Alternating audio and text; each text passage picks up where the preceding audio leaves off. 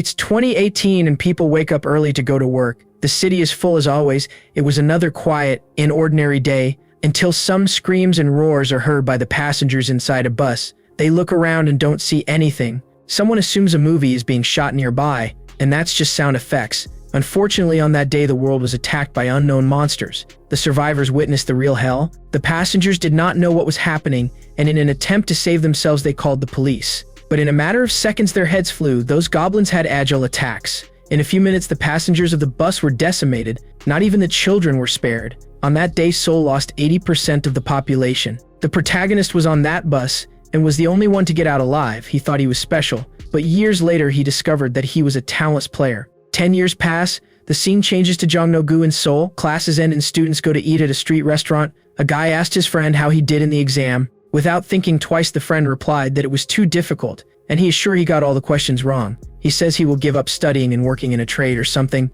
Our main character named Kim Hyuk-shin sits at the table to have his meal. Currently, he is 30 years old and studying to take a public exam. The boy is so persistent that he has already lost 7 years repeating this exam. Every time his result was that he is an ordinary person with no talent as a player. 10 years ago, a portal was mysteriously opened in Seoul and all kinds of things came out of there, eliminating anyone who appeared in front. A few months later, a part of that, the survivors awakened something called player talent. The protagonist dreamed of being a player for many years and gave up after realizing that he had no talent for it. Now he is striving to pass this civil servant contest. Some people at the front table comment on the player Tyone. Someone says that that guy fights very well. Another person replies that it would be better for him if he had talent too. The guy in the blue blouse replies that there is no way to have this guy's life. Normal people need to work hard to become public servants if they want to make some money. At that moment, the group notices the protagonist and comments on him. Someone says that in the past, Kim recorded 67 talent boards in the player aptitude test. The test measures up to 67, and he maxed it out, but it's called a fallen genius because all 67 talents were closed. Someone says that this is crazy and that the protagonist had the opportunity to change his life. It seems that talents close after turning 20. Currently, Kim is 30 years old. It can be said that he has no future anymore. The protagonist listens to people talk about him and tells himself that he knows it. He doesn't even have hopes of becoming a player anymore. 7 years ago, Kim went to the Korean Players Association and took an aptitude test. It is a government test that seeks the presence of talents. It shows how many active and inactive talent boards the person has. The number of active talent boards that the protagonist had was only 1. Kim thought it was a much worse result than hearing that he had no talent. To complete his disappointment, who came to report his grade was the head of HR of the Players Association. He wished the protagonist luck and studied for civil service. After the results, Kim hoped to become a hunter civil servant, but it was failure after failure. The life of a talented player and the life of an ordinary person. It was like the difference between heaven and hell. That's why being a player was all the protagonist wanted.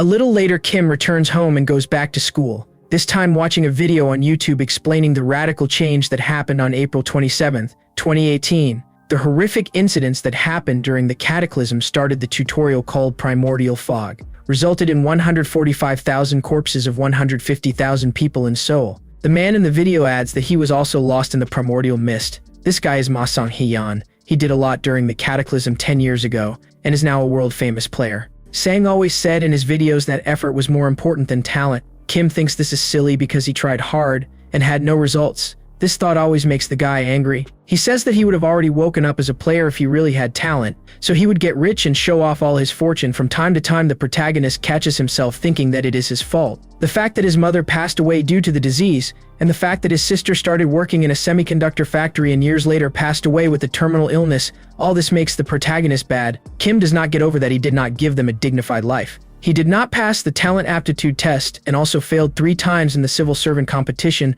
Listening to that conversation in the cafeteria about him was very difficult and made the protagonist wonder where he went wrong. He promised his sister and mother that he would make an effort. Tomorrow, Kim will take the exam again and try to pass this time. He doesn't even know what to do if it goes wrong again. The protagonist cried all night while the hours on the clock passed.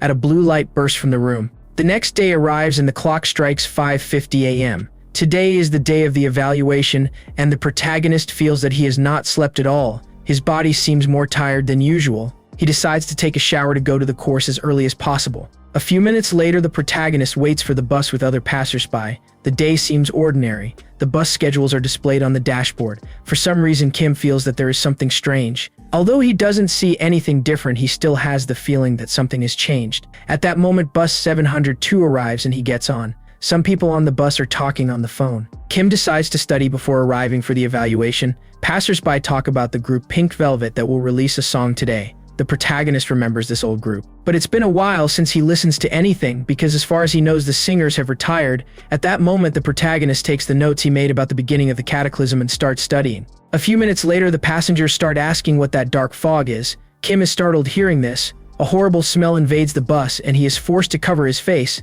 That fog brought bad memories. Suddenly, an emergency SIMS arrives on his phone. The emergency message was about a thick fog that appeared in Jeonno-ga today. On April 27th, 2018, the message asked people to look for a safe place until everything calms down. The date of the message catches the protagonist's attention, and he screams that it is impossible. April 27th, 2018 was 10 years ago. Kim soon realizes that he went back in time, exactly to the beginning of the cataclysm 10 years ago. This means that the inhabitants of Jeonno are about to disappear. The protagonist tries to look at the city but sees nothing because of the thick fog. In addition, the unpleasant smell is still in the air. Kim was on the bus heading towards Jeonno-gu, where 145,000 of the 150,000 people must be exterminated. The protagonist feels that he has been given a new chance. He already knows everything that is going to happen. At that moment, his thoughts are interrupted by an interface that appears in front of him. The message asks the player to wait, because the tutorial will start.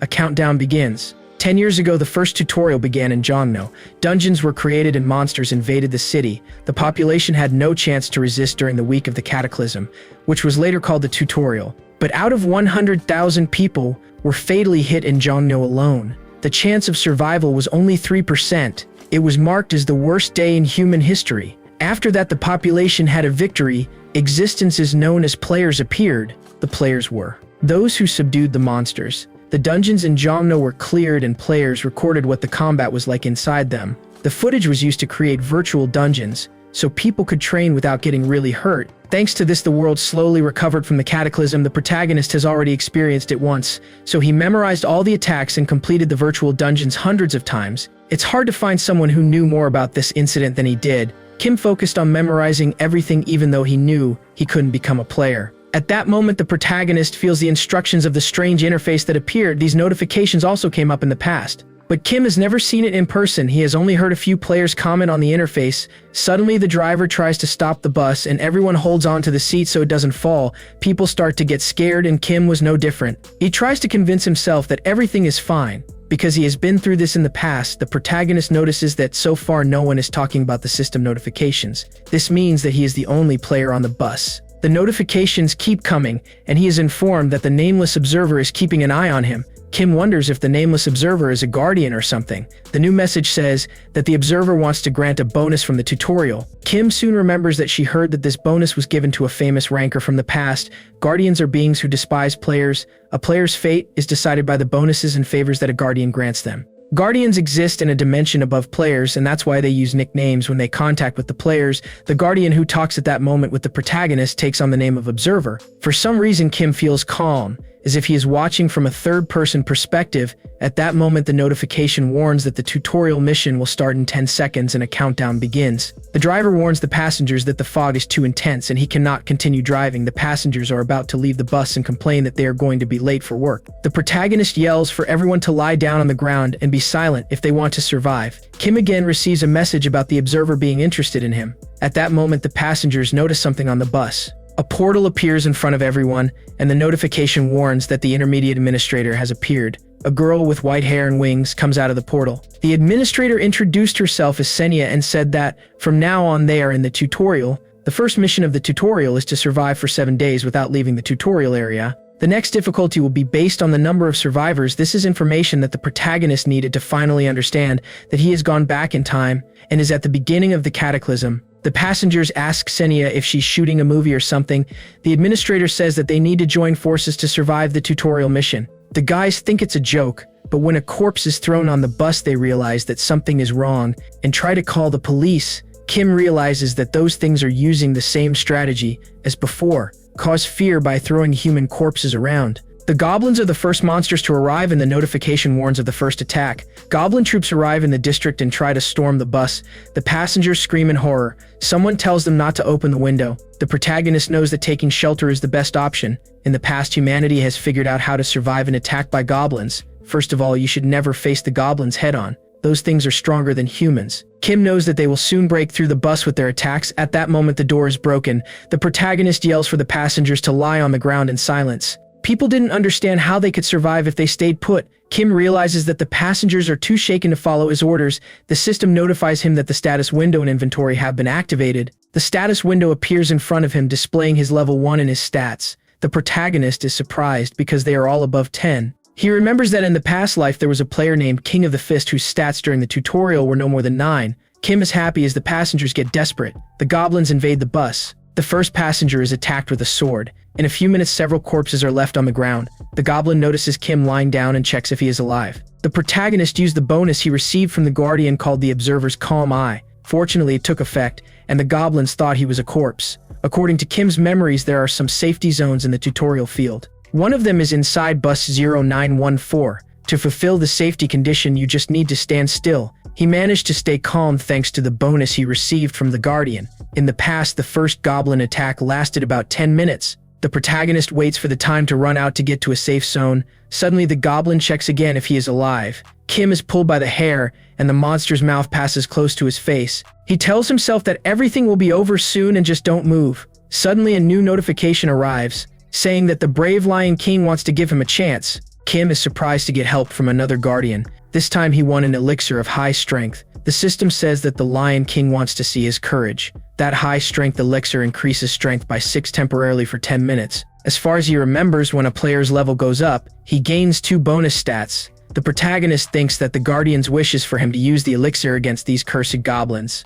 But Kim is not crazy to risk his life now. The mission is already at the end, so he decides to continue pretending to be a corpse. Suddenly, a light surrounds the protagonist, and the system notifies that the Lion King has requested an exchange with the intermediary administrator. Kim appears in an unknown place and Sena says that she will change the field of the tutorial according to the Lion King's suggestion. Kim grits his teeth hearing this. The brave Lion King is one of the best known among the Guardians and is interested in the reckless courage, the spirit of defiance, and the useless passion of the players. That Guardian is happy to see the humans suffering. The protagonist assumes that garbage wants to banish the safe zone. He was right. Sena warns that according to the request of the brave Lion King, the conditional safety zone will be abolished in 30 seconds. Kim approaches her and says that this is wrong. If a Guardian changes the scenario by force, he must give at least 1 reward to the affected player. The protagonist does not accept this decision with folded arms just because he won an elixir. Sena is silent while Kim says that she can't accept anything when her life is at risk. Moreover, she shouldn't break the commandment. The nameless observer expressed surprise at her action through the system,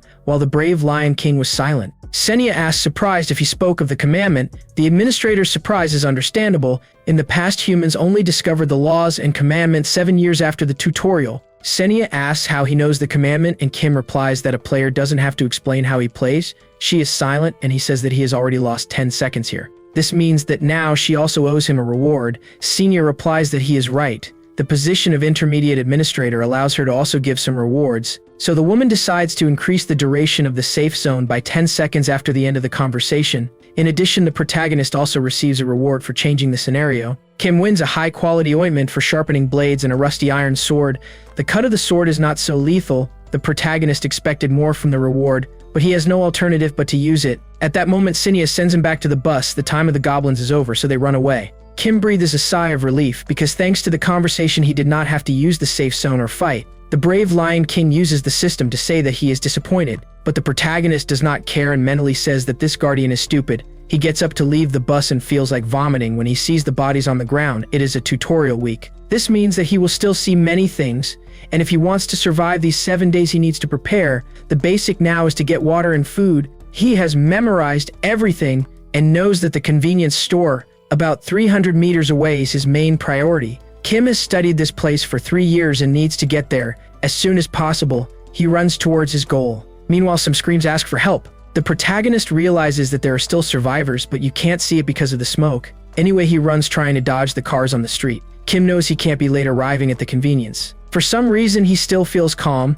and assumes it's thanks to the observer's bonus. The guy takes a break to rest when he suddenly bumps into a hand thinking it was a corpse. but the girl under the car asks for help. At that moment, a goblin approaches her. Kim is incredulous because the time of the attack is over, and there shouldn't be any goblin around here. That goblin brings the dagger to the girl's leg as she screams for help. The girl starts calling for her mother. At first, the protagonist was so scared that he didn't realize that the goblin wasn't managing to hurt the girl's leg. The screams are because she's scared. The goblin just can't hurt her. Kim assumes that the girl also received a bonus or has a player's talent. Sena says she's a baby goblin. Even so, a level 1 should find it difficult to defeat this monster. The protagonist is surprised by the appearance of the administrator and says that if she is right, it means that this girl has a lot of talent as a tanker. Not even the player Yu Hyun, who was the greatest tanker in the past, would have been able to do it at level 1. At the moment, she is still at level 1 and may not resist if other goblins arrive. Kim decides to help and calls the inventory. He takes the rusty sword and remembers that Sena said that it would be difficult for a level 1 to defeat a baby goblin. The protagonist had some experiences on the battlefield and knows that with his level you can't fight a goblin head-on, but no one said that it was not possible to attack from behind. At that moment, Kim takes the goblin by surprise with a sneak attack on the neck. The girl looks scared. The system notifies the defeat of the monster. Kim looks at the girl and tells her to get up. He starts walking and says that she will stay behind if she does not follow his steps. The girl gets up and follows him. A few minutes later, the two arrive at the convenience store. Kim locks the door and says that regardless of what happens, she should not open it. The girl replies that she understands. The protagonist realizes that she is still consumed by fear. He understands that he is only calm because apparently he is the only one who has the memories of the past. At that moment, the system says that the second wave of the goblin attack will begin soon. Safe zones are being created. The protagonist asks the girl if she can see this interface and she confirms. He then asks her to read what is written. The girl obeys and says that safe zones are being established in schools, convenience stores, and hospitals. Kim has just confirmed that she has the talent of a player.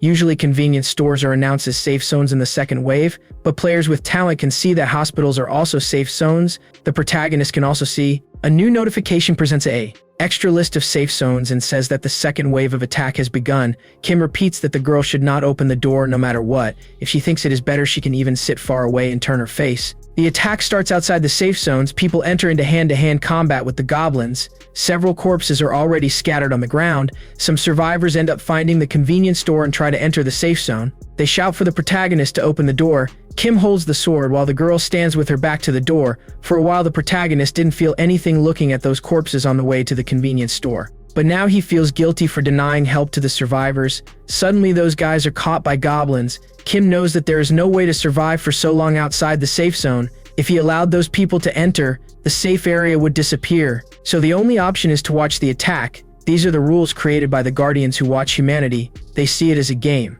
Kim is capable of anything to survive. 6 hours later, the second wave ends. Kim and the girl are sitting together inside the store. She realizes that she hasn't introduced herself yet and says that her name is Kang Senhua. She is 14 years old and was happy to meet him. The protagonist replies that he didn't help her for no reason. She can even be used as bait, so she shouldn't be too happy. Kang asks if she did something wrong and starts shaking. Kim realizes that he exaggerated and explains that he just wanted to say that he can't guarantee her safety. He won't abandon her until his own life is at risk. After saying that, the protagonist tells her to sleep because they're going to move tomorrow. Kang asks where they are going. Kim used the extra list of safe areas and discovered the parking lot of Tower D on the second floor. He warns that tomorrow the destination is Gwanghwamun. When giving this news, the protagonist realizes that Kang cannot see the extra list of safe zone. The only thing he knows from his past life about Tower D is that the main point of attack of this tutorial is there. The next day, Kim puts water and food in her backpack. They leave the convenience store and Kang looks scared by the bodies on the street. The protagonist thinks that this fear is normal for someone her age.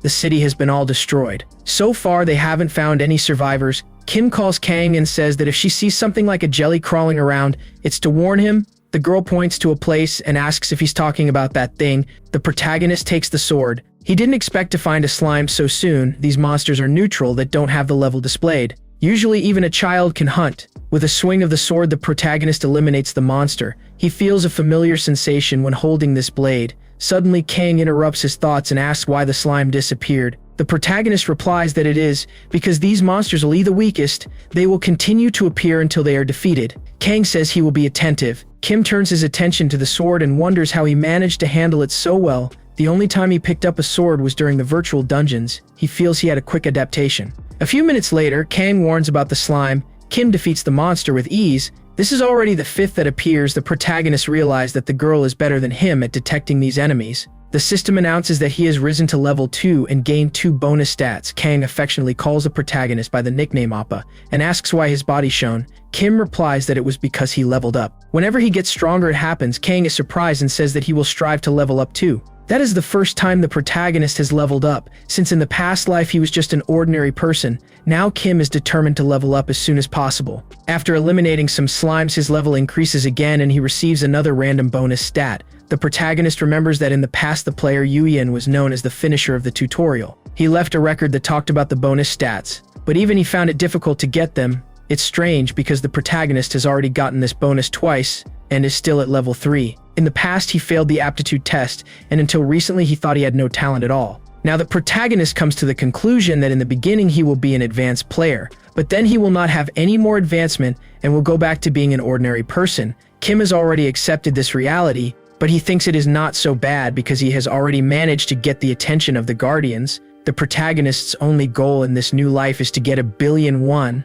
3 years from now, the potion to cure diseases will be released for this price. He will be able to save his mother and sister if he can buy it. So Kim tells himself that he will survive and make this money. On the way to Tower D, Kim kept destroying the slimes. He gains more bonus stats and unlocks a very important aspect of the system. The protagonist can now use the group option. He sends an invitation to Kang and she accepts even without knowing what it is. Kim thinks he can share his experience and make her level up too.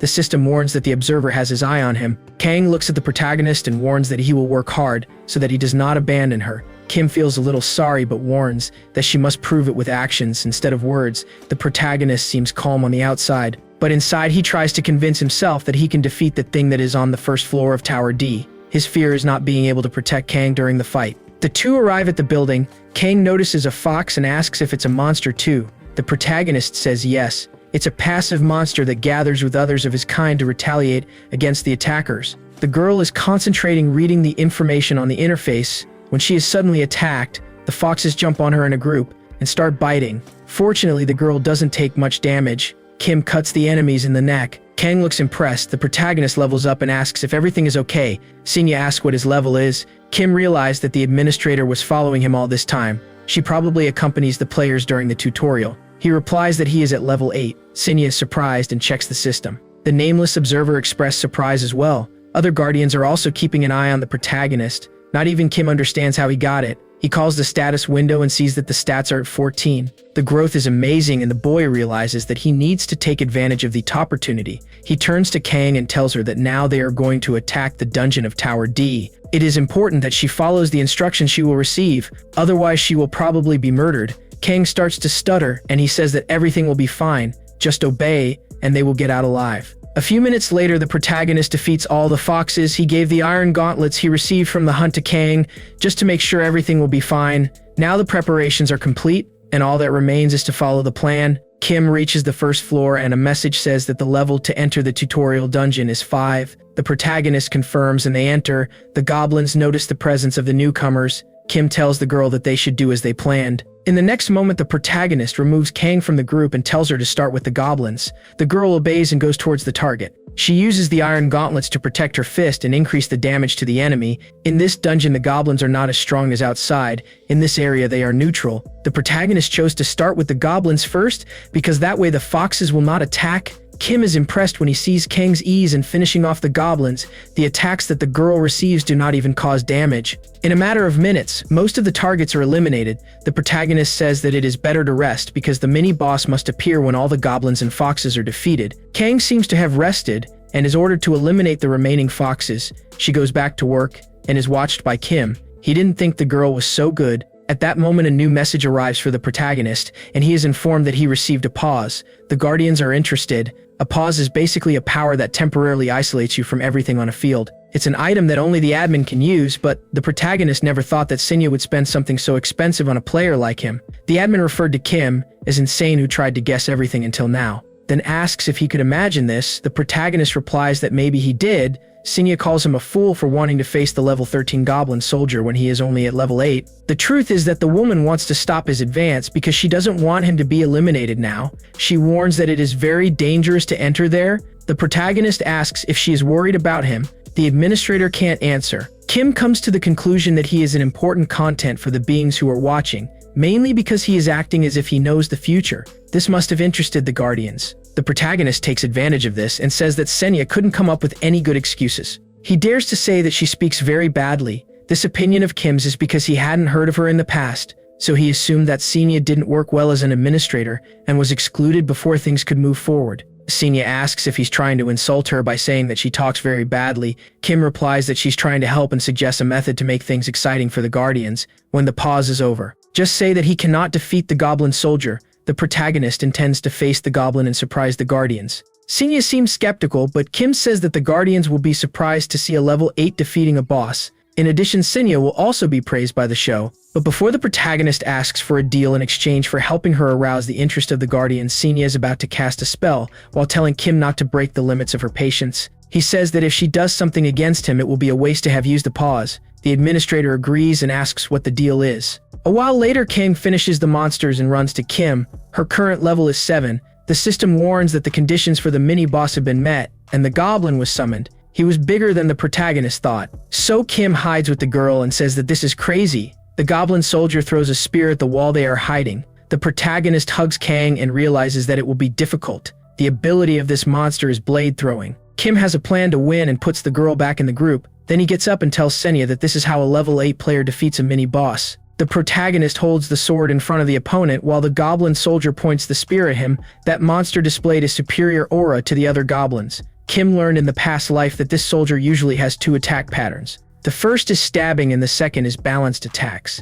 At that moment, the goblin performs the second attack. Kim dodges and finds an opening in the defense, then hits blade in the enemy's belly. Unfortunately, it wasn't a deep cut, but the protagonist already expected it because of his level. Suddenly, the goblin jumps with the spear prepared to stab Kim. The attack was fast. The protagonist still managed to see his movements and used the sword to hold the spear. After that, he looked for a new opening. On the other hand, Kang was being surrounded by little goblins and foxes. The girl is attacked and thinks that the best thing to do now is to hold on. It was the order she received from the protagonist. She is afraid of disobeying and being abandoned. Sena watches the battle carefully when she suddenly receives the message that many Guardians have entered the channel. One of them asks if she is really watching a level 8 player against the boss of the tutorial dungeon. Sena confirms that she is, but the Guardians do not believe that these moves are from someone who is level 8. The administrator understands the surprise of the superior beings. She would not believe it either if it were them. Anyway, Sena thinks that the protagonist will not win this duel. Not for the fight itself, but she believes that the boy will be exhausted.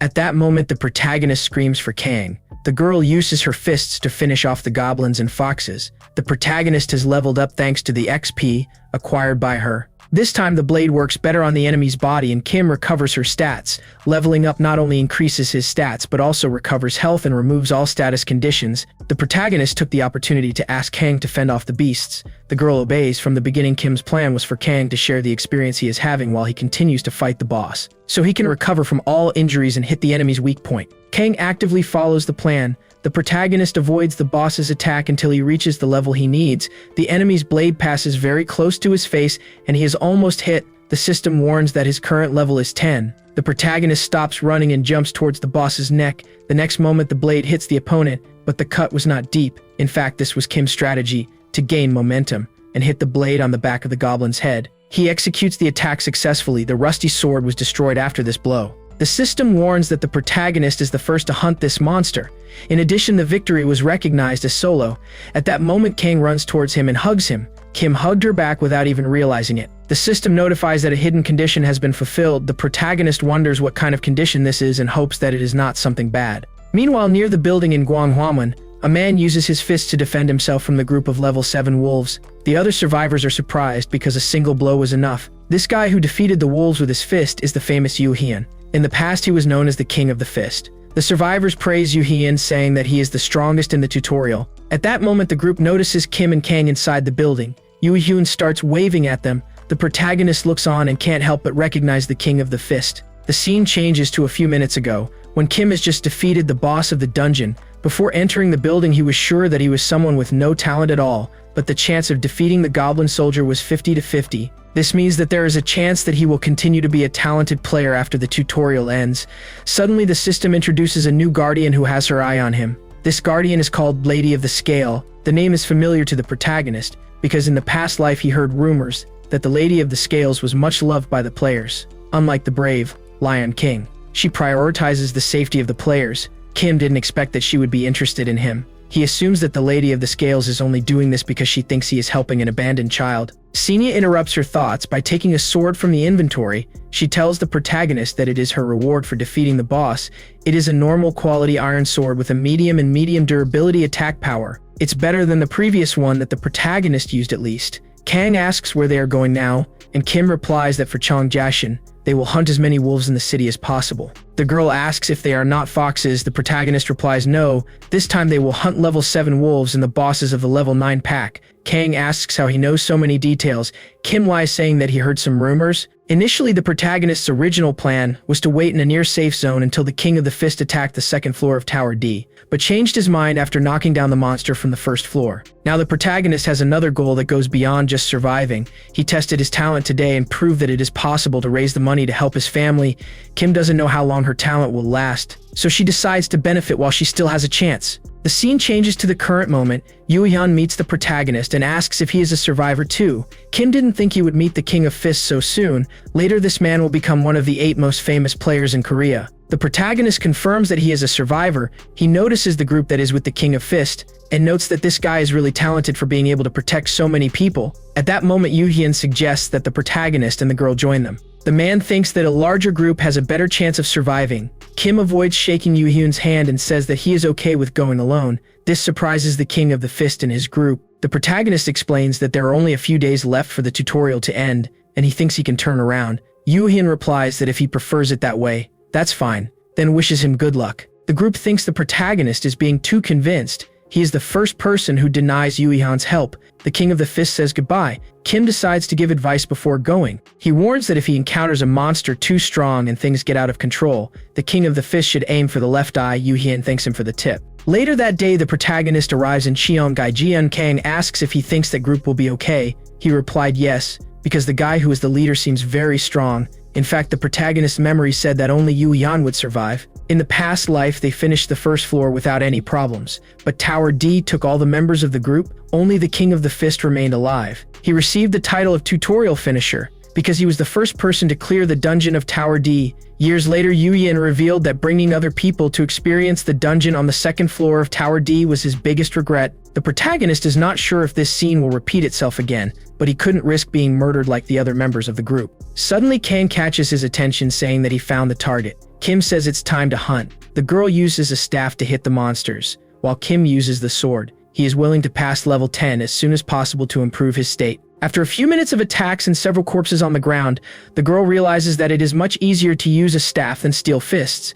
The system appears and congratulates Kim for being the first to reach level 11. He received the title of First Pioneer. This title is guaranteed to the person who arrives first in the new territory. A 20% experience can be applied along with your title. The protagonist has never heard of anything like this. The only title he remembered was that of Tutorial Finisher that in the past life was acquired by the King of the Fist. Kim realizes that the level restriction has not yet been removed. Maybe that's why he received this title. The protagonist decides to put his doubts aside a little and tells Kang that they must move on. The two walk while being observed by the administrator. Sena tells the Guardians that she also has this suspicion, so she will confirm. The next day, Kang and Kim enter the hospital, which is currently a safe zone. The protagonist has the feeling that the administrator was annoyed. It was probably because of the conversation they had yesterday. She asked what title he had won, but the protagonist replied that he wasn't going to say. That's the reason for Sena's silence today. The Guardians cannot know what a player's title is unless the player says it out loud. The protagonist believes that they pressured Sena to find out about the title of First Pioneer.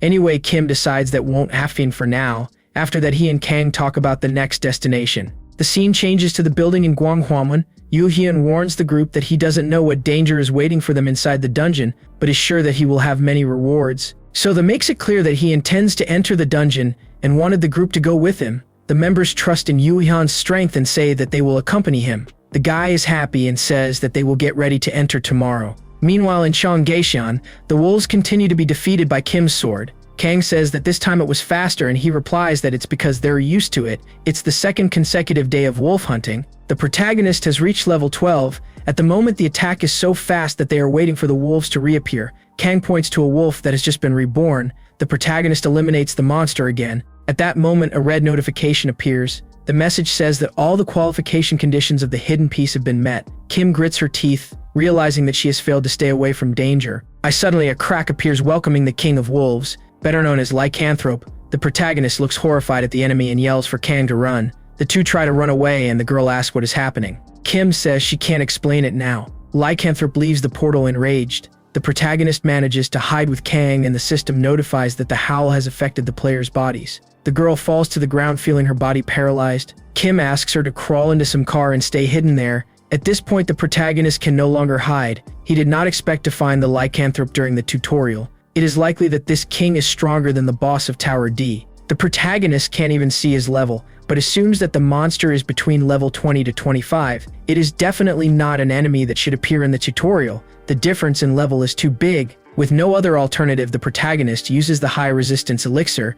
His strength has been temporarily increased by 6. Kim taunts the wolf, saying to hurry up. The Lycanthrope furiously advances towards him. Meanwhile, Kang hides behind a car and hopes that everything goes well. She can't see the level of the monster and concludes that that boss is on a completely different level from the monsters they have eliminated so far. The girl wonders what the protagonist is planning to do. Kim knows that when the system doesn't display the enemy's level, it's basically trying to tell you that you can't defeat your opponent with the current level. The protagonist believes that the difference between them is 10 points. In his past life, he watched a lot of videos about what he should do if he encountered a monster much stronger than him. According to the explanations, there is only a single method to survive in this case. Kim remembers this and calls the inventory. He takes the high-quality ointment to sharpen blades. Lycanthrope jumps with his claws towards his neck. The protagonist already expected and managed to dodge. He also knew that the second method that the Wolf King would use would be to land and turn to give a kick. The moment Lycanthrope lands on the ground, Kim throws the ointment on his feet. The king loses his balance and the protagonist takes the opportunity to knock him to the ground with the strength of his body,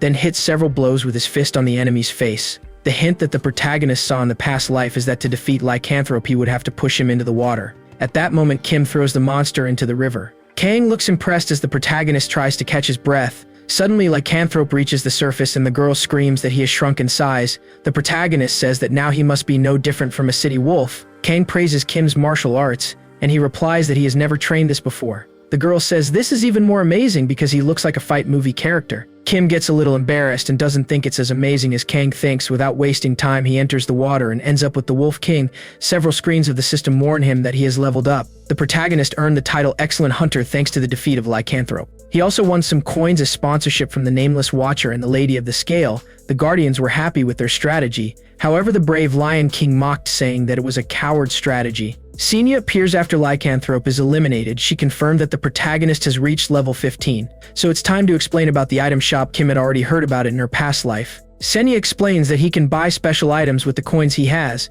The item shop rank will be set to tutorial because he is currently in the tutorial field. At the moment, only 4 items can be listed for purchase. Kim thinks carefully about what he should buy. Currently, he has 7,942 coins. Maybe stocking up on the high-strength elixir is the best option. At that moment, Sena interrupts her thoughts and asks if he has a real name. The protagonist asks why she thinks he would reveal something like that. The administrator avoids eye contact and says she was just curious, then asks if he will check the new title. Kim replies that she will personally check after she chooses her items in the store. The protagonist realized that Sena wanted him to check the title in the status window so that she could also see it, but in this life, Kim decided to be as mysterious as possible. The title of Excellent Hunter gave the protagonist a new ability. 20% damage increase and 10% speed increase.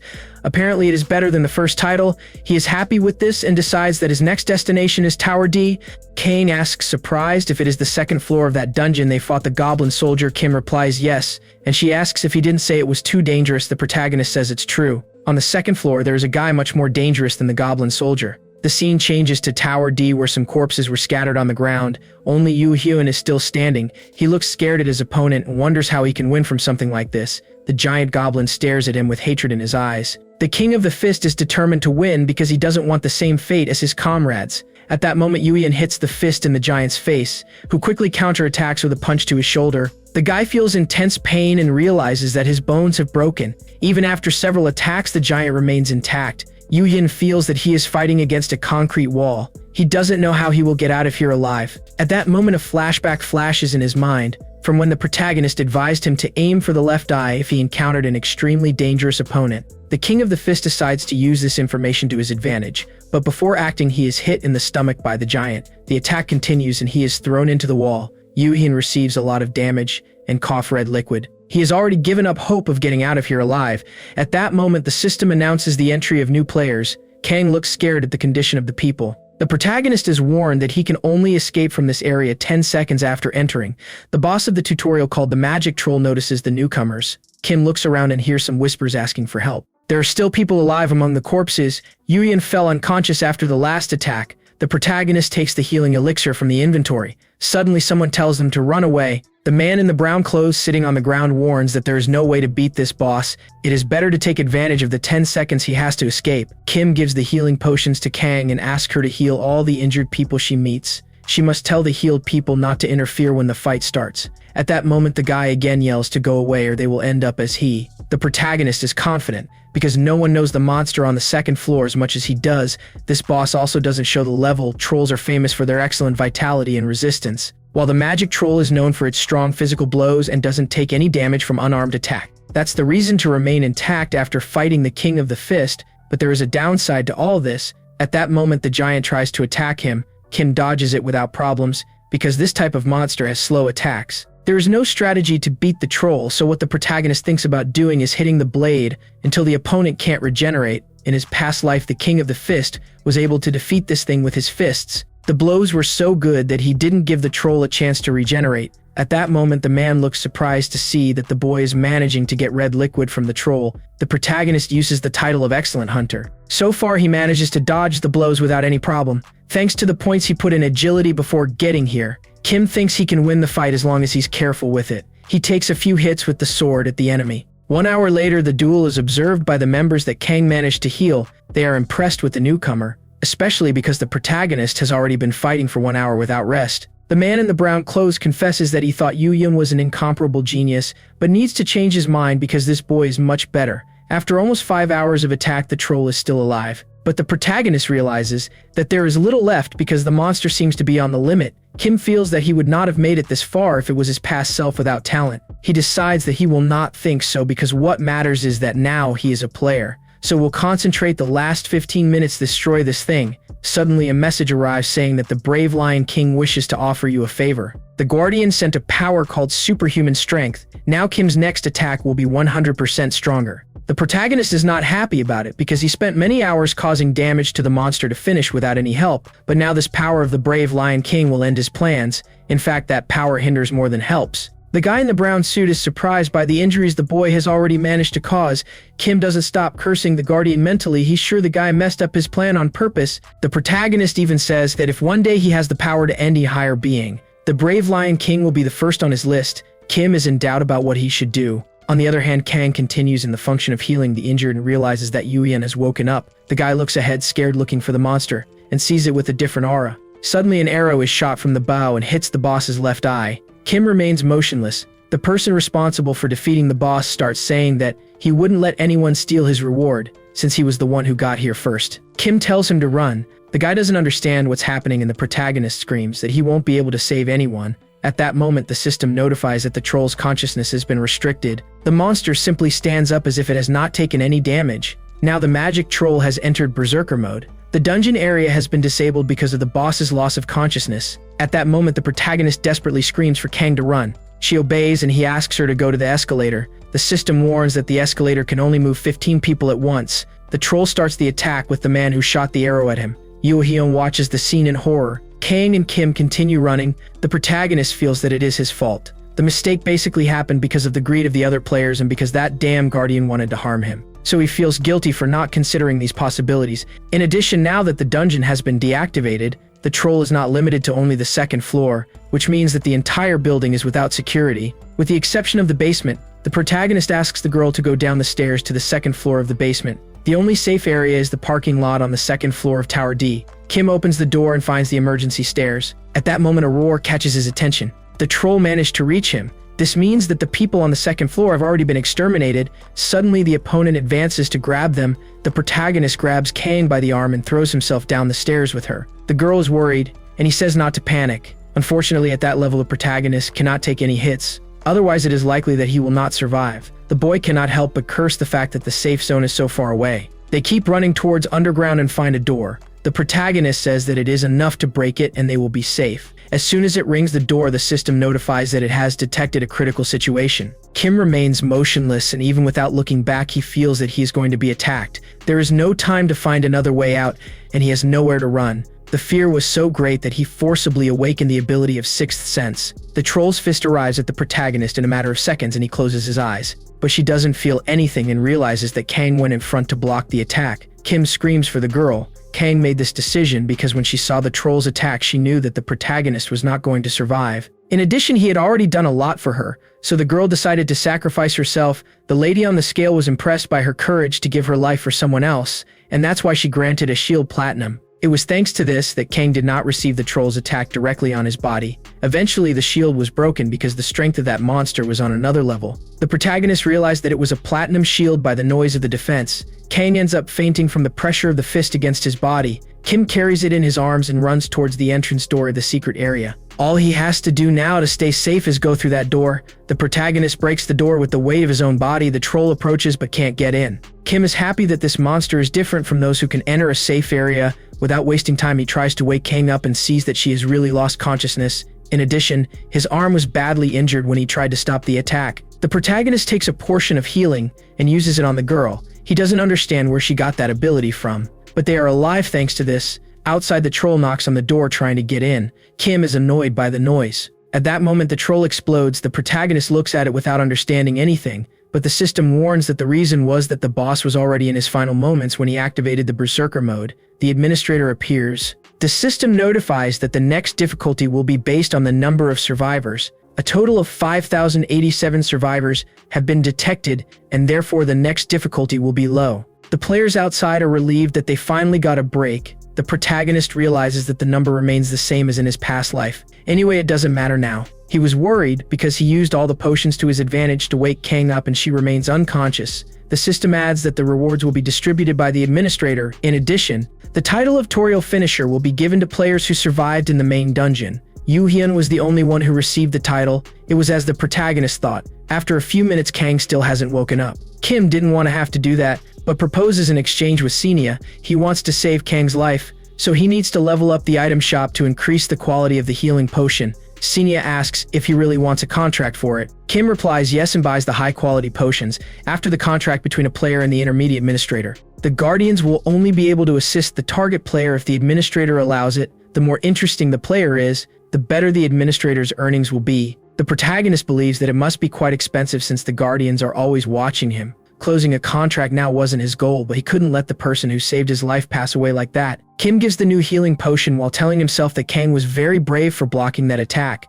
The girl doesn't react even after drinking the elixir. The protagonist begs her to wake up. Suddenly, Kang starts to move and opens his eyes, asking if he survived. Kim finds the question funny and replies that she is alive. The girl notices the bottles and questions if he wasn't the one who said he would abandon her if something like this happened. The protagonist looks away, not knowing what to answer. He justifies himself by saying that it would be a waste to let her go now. Kang starts to cry with happiness. While Kim asks Sena to deliver the individual rewards, the administrator replies that she will calculate it now. At that moment, the protagonist interrupts her and remembers that he asked her to increase the rank of the item store in exchange for the contract, but they haven't closed the contract yet. Sena realizes the mistake she made and replies that she remembers it. The administrator simply accepted the contract and increased the level of the store without creating a document to prove it. The protagonist considers that Sena made a beginner's mistake. Anyway, the contract does not exist, and now he wants to know about the rewards. The administrator takes a deep breath. In the next moment, several messages appear informing the individual rewards.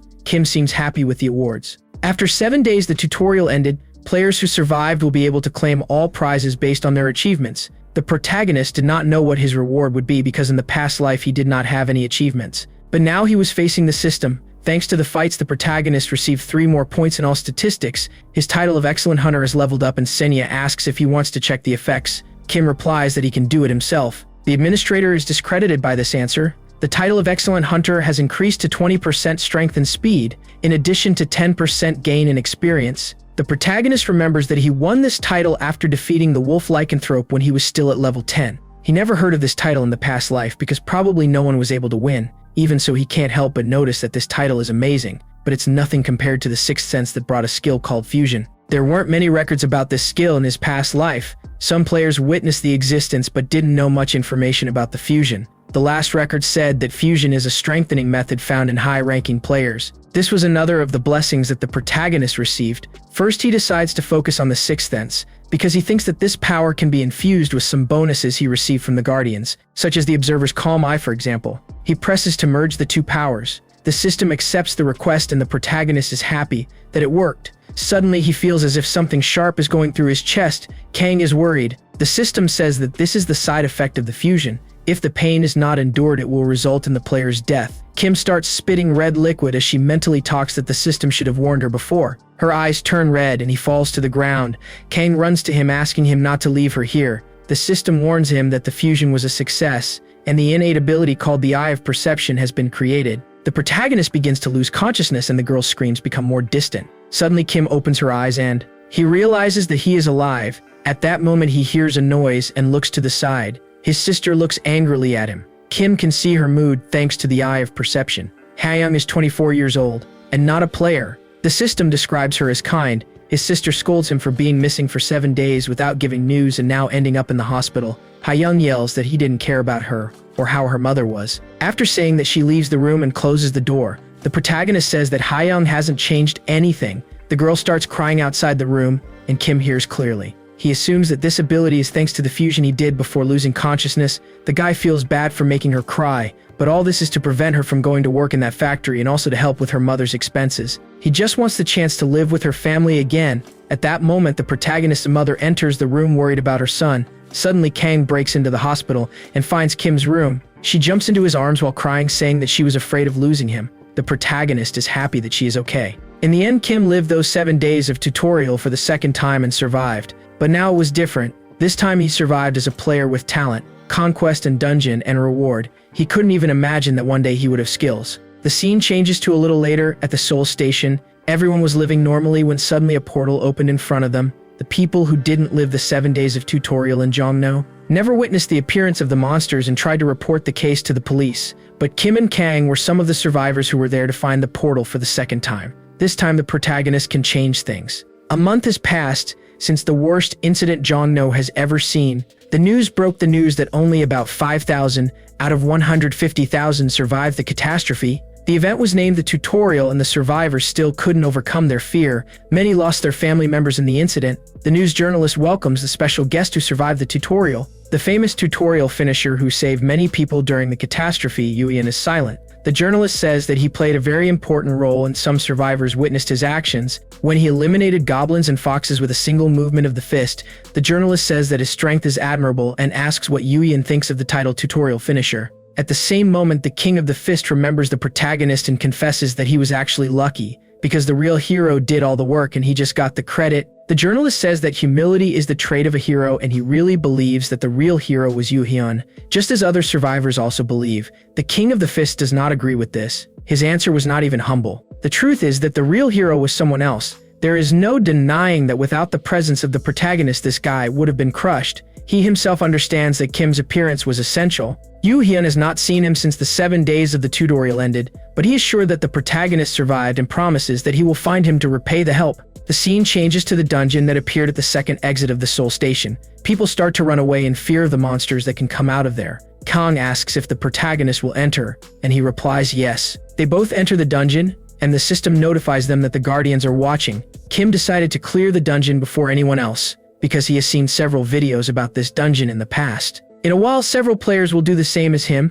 The protagonist looks at the girl and asks her to follow the plan. Suddenly, a voice warns that this dungeon is recommended for 7 players. Sena reaffirms that just 2 people entering this place is extremely dangerous, so she asks the protagonist to leave and come back when he gets the 5 remaining people. Kim simply ignores the woman's warning and leaves her talking to herself. He warns again that this is how he plays. Meanwhile, in the financial district of Uido, someone asks surprised if the guy is wanting to leave just because he became famous after appearing on TV. Yuhyun replies that he is resigning because he wants to follow a new path. The boss says that the company is one of the best in the financial district and does not understand why he is doing this. The man realizes that he will not be able to convince Yuhyun to stay and agrees to the dismissal. He wishes good luck to his companion. The Fist King's decision was not random. Since the tutorial ended, several monsters began to appear frequently on the streets of the city. The items that players are earning by defeating these monsters are very worthwhile. It's practically a new job market. Yu Hyun leaves the company where he worked and starts walking the streets when suddenly he overhears a private conversation.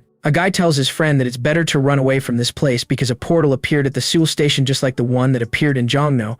At that moment, a hologram appears to Yu Hyun and talks about the new dungeon. This guy is the intermediate administrator of the King of Fist. His name is Neptune. He advises Yu Hyun to form a group with 7 people and finish the dungeon. At that moment, Neptune receives the information that 2 people have already entered and says that now Yu Hyun only needs to find 4 more people. The system warns that the dungeon will self-destruct if it is not completed in a certain period of time. There is a possibility for monsters to escape when the dungeon is not finished. In addition, only those who are players can clear the place. Meanwhile, in another place, Kang looks around in surprise at the damp cave. Kim is on alert because she doesn't know what she can expect from here, but she is more confident since Kang has reached level 15. Suddenly, the girl says she has found some paths. The protagonist is faced with 7 different paths that lead to different places, and the items also depend on the path the player takes. He finally understands why the dungeon asks for 7 players. The question now is if of these 7 paths, only 1 person will get out alive. The protagonist says he can't risk his life with Kang. He thinks that's what Sena tried to warn him. Anyway, it's too early to give up. Kim asks Kang to wait for him to return. The protagonist enters the first path called Nepala. A golden light covers his body. There is a reason why the Seoul Station dungeon has 7 forked paths. The player needs to clear all the paths to finish the dungeon. The trick is to get the 7 rewards that are on the 7 paths. But it is not that easy. When a player steps on one of the paths, the difficulty is automatically set to 7 people. This means that the protagonist will need to solve the first path alone with great difficulty. Thanks to Kim's good memory, he remembered the different strategies he saw in his past to complete this place. This gives him more confidence. So he stepped on the second path called Diugo. Then he stepped on the third path called Delancha. The secret trick to pass this dungeon with less amount of people it is to open all the paths at one again. In this way, the difficulty decreases. The 7 paths have been opened and now they have the difficulty of a single path. Kang asks if that was all, and he replies that yes. The conditions to finish the dungeon do not say that all the paths must be done at the same time. Thanks to this, the protagonist will be able to finish one by one without problems. At that moment, the system asks if he wants to enter the first path. Meanwhile, outside Seoul Station, many passersby gathered to observe the portal. The police cordoned off the dungeon and did not allow anyone to approach as it was too dangerous. Passersby are advised to retreat. Yu Hyun looked carefully inside the station. Suddenly, a voice says that this is too annoying and refers to the soldiers as disgusting insects. Passersby at the scene look towards the voice and notice a red man walking in the air. The army chief asks him to identify himself. Yu Hyun quickly recognizes that guy because he saw him in the tutorial.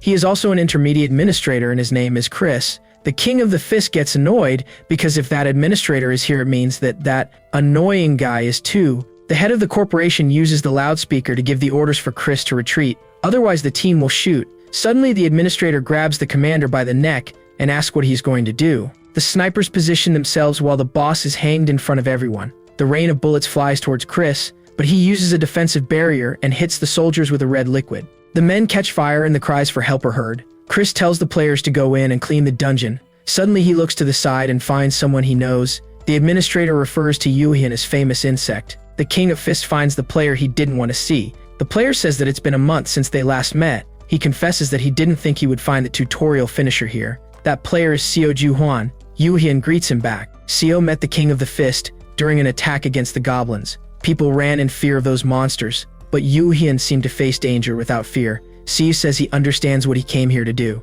The world has changed, and now they need to adapt because the monsters will keep appearing, so there's nothing better than making money by eliminating these things. Yu Hyun is silent, as the guy says that the amount is 7 people, but his group only has 6 people, so he invites Yu Hyun to join him. Meanwhile, on the first path of the dungeon, the protagonist eliminates some level 12 black yaks, then tells Kang to concentrate. The animals keep coming towards him and the sharp blade does most of the work. Kim jumps on top of the yaks' heads and cuts off the antlers. After that, they fall to the ground. The protagonist repeats the same attack a few more times and eliminates 30 yaks. Kang is interested in the ability he used to take down the monsters and asks how he did it. The girl saw some players fighting and never noticed this ability before, so she asks what she needs to be able to do it. Kim pretends not to understand as if it were something natural in her body.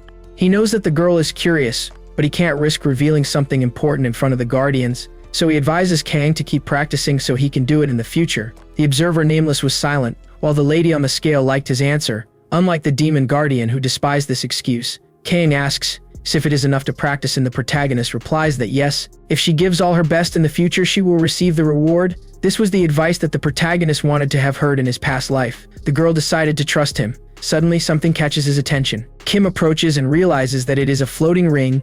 He was already wondering when this was going to appear. This ring is the reward of Path 1. Now the protagonist heads to Path 2. Kang is surprised because he thought they were going to destroy all the monsters to get experience and level up, just like they did during the tutorial. Kim replies that there is another priority. Besides, they are not the only ones here. At that moment, Seo's group enters the dungeon. The guy comments that it is nostalgic to enter a place like this because it reminds him of Tower D. He asks what Yoo-hyun thinks. The King of the Fist replies that he does not have a good memory of that place. More than 10 people who were with him passed away that day, so the guy blames himself for not being able to save them. Seo gives a satisfied smile and says it's better to move on. The guy in the hood warns that there are several entrances. Seo points to one of the paths and says that he will start with that one. The group enters the first path. The scene changes to the protagonist who collects the reward from the second path. This time the necklace appeared faster than the ring. Kang asks if they go to the third path and Kim says yes. He is happy that the girl has understood that retrieving the items is much more important than wasting time eliminating the monsters.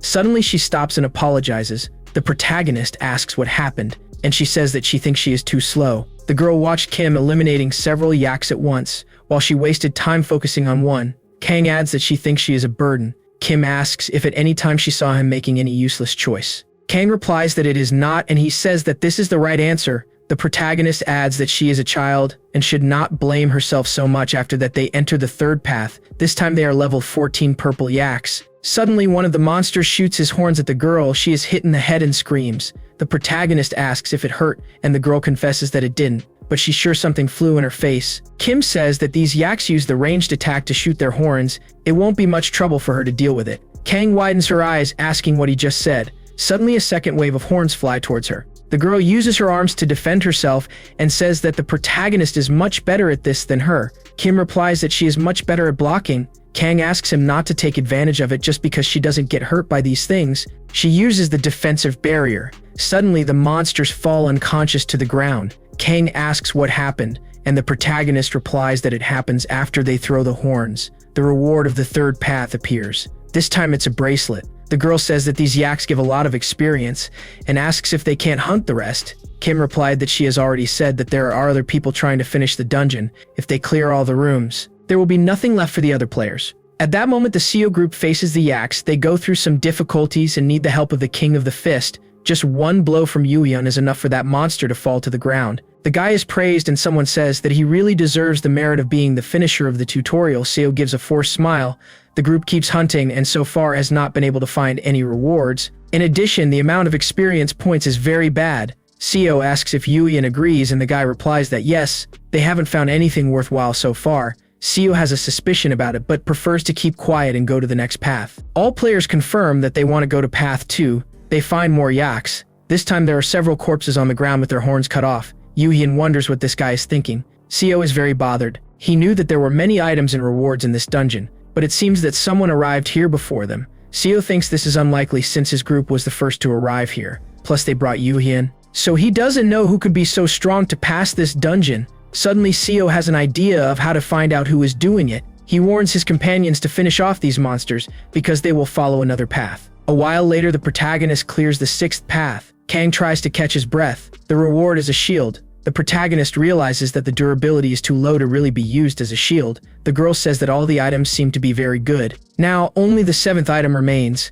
Kim says that they need to finish the dungeon soon, then both enter the 7th path. Suddenly, Kang feels a strange presence and looks up. She soon catches the protagonist's attention. At that moment, Seo's group was waiting for them. Yoo-hyun recognizes Kim. The protagonist knew that at some point, he would be reached. But he is surprised by the delay. They are probably beginners. Seo tells himself that he is about to hunt some mice. The protagonist is surprised to see Yoo-hyun. He takes the moment to use his skill and check the guy's statuses. Seo says that he passed some corpses on the way and asks if it was him. The protagonist confirms. Kim recognizes Seo as someone nasty from his past. If the future repeats itself later, there will be an organization of evil players who go by the name of the Demon King. They committed atrocities that cannot be explained with words alone. The lieutenants led the atrocities. Among them was Seo. He was particularly famous among the lieutenants of the Demon King army for his cruelty. The protagonist didn't want to meet this guy. At that moment, Seo fakes a smile and praises his progress, but is surprised that only the two of them are cleaning the dungeon.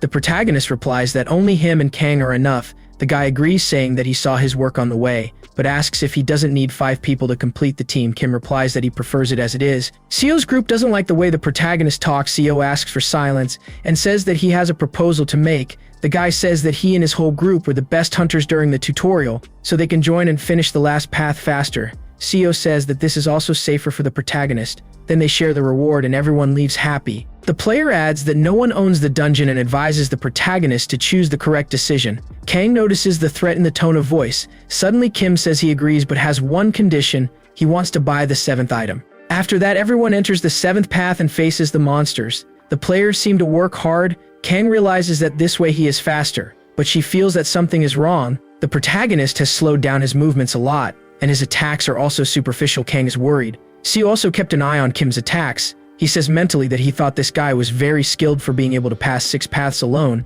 but looking at it now, it seems that he is just a beginner who got lucky. At that moment, the 7th item appears. Seo is the first to check the statistics of the earrings and says that it is useless. The item has no special characteristics and its durability is almost at rock bottom. Kim asks if he found anything and the guy confirms. She hands over the earrings and says it looks old, then asks why the protagonist needs it. Kim replies that the dungeon has a special mission for the first player who enters. In this mission you need to have the 7 items. Anyway, the protagonist thanks you for the help and sends the 500 coins as promised. Seo is surprised because to get this amount of coins you need to eliminate at least 40 yaks. He soon thinks that it must be a great idea to steal the protagonist because he seems like someone weak. Seo makes himself available to help complete this unique mission. Kim fakes a smile and thanks him. Seo says he will call his group. Kang asks the protagonist if he is sure of this. She is worried because he looks exhausted. Kim replies that it's nothing like that. The girl is surprised and wonders if she thought wrong. The group walks deeper into that dungeon. Thanks to the eyes of perception, the protagonist can realize all the evil intentions that Seo has. Kim is living this life again and knows what these people will become in the future. Chances are, Seo's false personality will change when he finds the perfect opportunity to show his true face. After a few minutes of walking, the protagonist arrives at the destination. It is an underground city called Mandra Square. Suddenly, the statue of Mandra opens its eyes. This place appears after clearing all 7 paths. The dungeon of Seoul Station was called the Final Destination in the original timeline. This nickname is because no one has figured out how to pass the statue of Mandra. At that moment, the statue asks who disturbed his sleep. Everyone was scared, except for the protagonist. The statue says that punishment is inevitable for those who decide to continue. Kim didn't get that far for nothing and says he came because he is qualified. The statue puts something in the protagonist's heart and tells him to prove it. The test appears. Kim knows that he needs to pass this test anyway to progress in clearing the dungeon. In case of failure, he will have his heart destroyed. The protagonist takes a deep breath and opens the inventory. Now he needs to put the rewards in order. Kim clearly remembers which path those items belong to. After filling all 7, the statue moves and says that he has been approved. She refers to Kim as a challenger and asks her name. The protagonist is about to answer when he remembers a video he watched on YouTube. The name of the channel was Kang Chilnam. That man explained that he had a solution to pass the final destination of the Seoul Station dungeon. According to him, the statue of Mandra is basically the guard who protects the stables, and the mission of the guard is simple. There is something that the owner of the pastures has hidden in one of the 7 paths where the yaks graze. The statue must guard what is hidden until the owner returns. This means that the statue will ask your name to know if you are the owner. Then you will have to answer with a different name instead of your own if you want to take the hidden treasure. At that time, the protagonist studied almost all the dungeons because he hoped to be a player one day. At that moment, he answers the question of the statue, saying that he is the one who granted him a new life. His name is Rancher. No one understands why he is saying that. Suddenly, the statue bows, saluting its owner. The system notifies him that he has completed the hidden mission.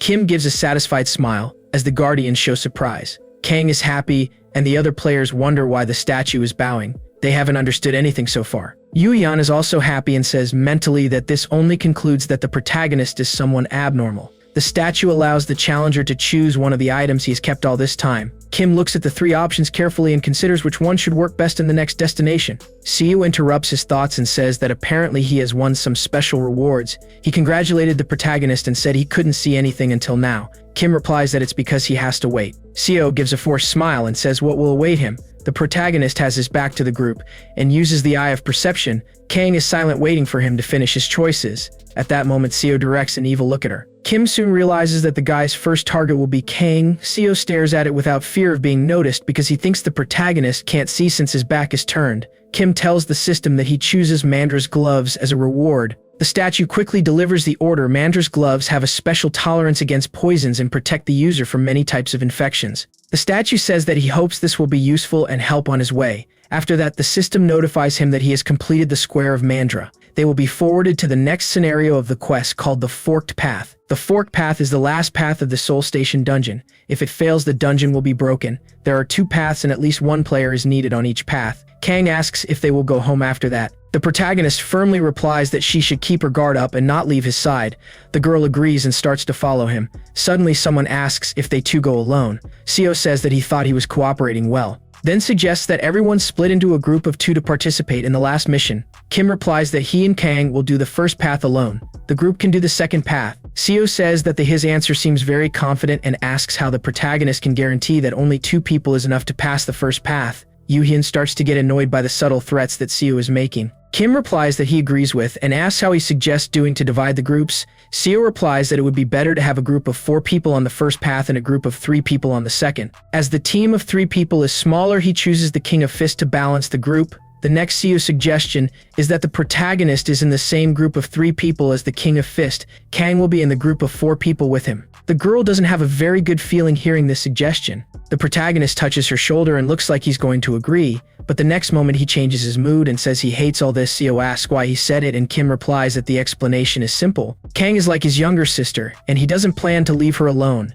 Seo laughs and asks where all this confidence comes from. He notices Sena and says that maybe the protagonist has found some guardian who gives a lot of benefits and information. Kim agrees that this is exactly what it is and Sena is discredited by this answer. The guardians are also curious about the source of the information. The protagonist curses mentally, saying that he really wanted to receive some information. Seo gives up on bringing Seo to his group, but asks Yoo-hyun to join the protagonist group. Kim replies that he has no problem with that. Seo says that they met at the end of the Forked Path. The guy gives a scary smile and wishes good luck. The 3 enter the first path and the system notifies that the tips to complete the mission are at the end. A safe zone was created temporarily because the amount of people is less than 5. Kang asks if all they have to do is get to the end of the path. Suddenly, Yoo-hyun asks if the protagonist is the one who appeared on the 2nd floor of Tower D while he was fighting the magic troll. Maybe it would be difficult to recognize if he didn't always walk with this child. Kim asks why he's talking about it now. Yoo-hyun lowers his head and thanks him for saving him. The protagonist was surprised by this action.